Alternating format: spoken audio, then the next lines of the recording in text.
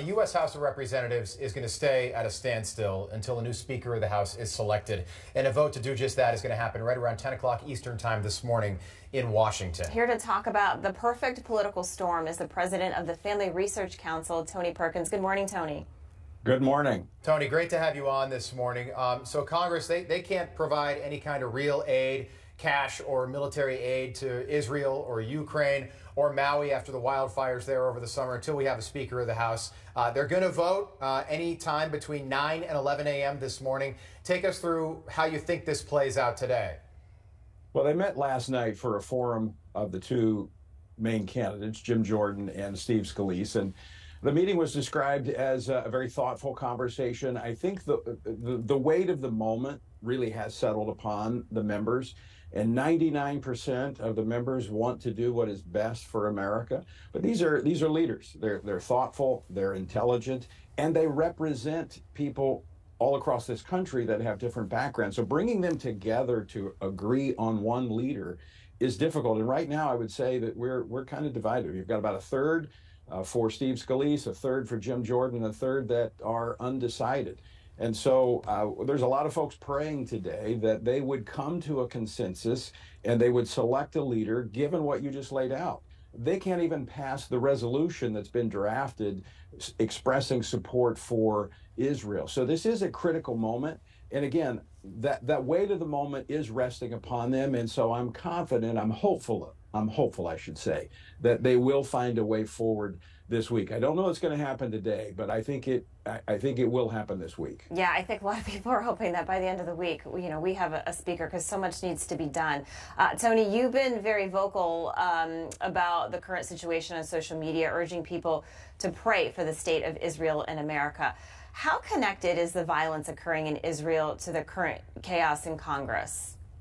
Well, this, from the experts I've spoken to and folks on the ground in Israel and intelligence folks, this clearly has been in process, in planning for quite some time.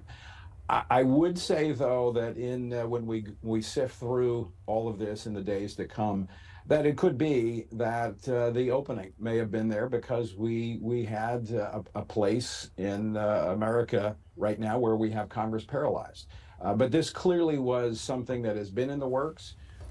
There's several factors. I mean, you've got Israel and Saudi Arabia discussing a peace agreement based upon the Abraham Accords.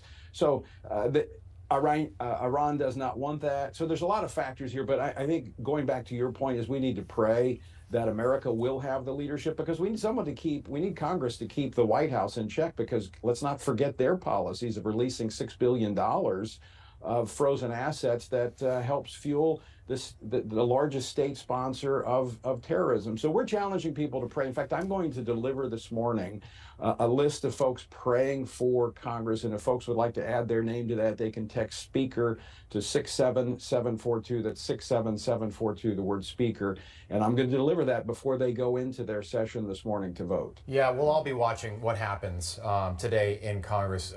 My thought was over the weekend that the calculus would shift when it comes to selecting a speaker after what we saw play out Saturday, because of the gravity of what's going on in Israel. Civilians, innocent people being slaughtered, maimed there. Carnage, by the way, that we need to talk about so people know what is going on there. And there was a lot of question yesterday about Joe Biden's speech. 4 days too late. I'm wondering, fine, he unequivocally showed support for Israel from the United States. But again, it took him 4 days to say what he could have said Sunday. Just in about 15 seconds, what'd you make of that?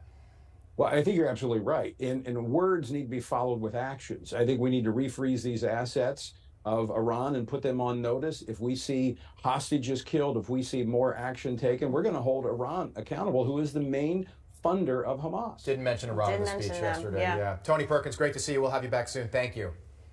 Have a great day. You too.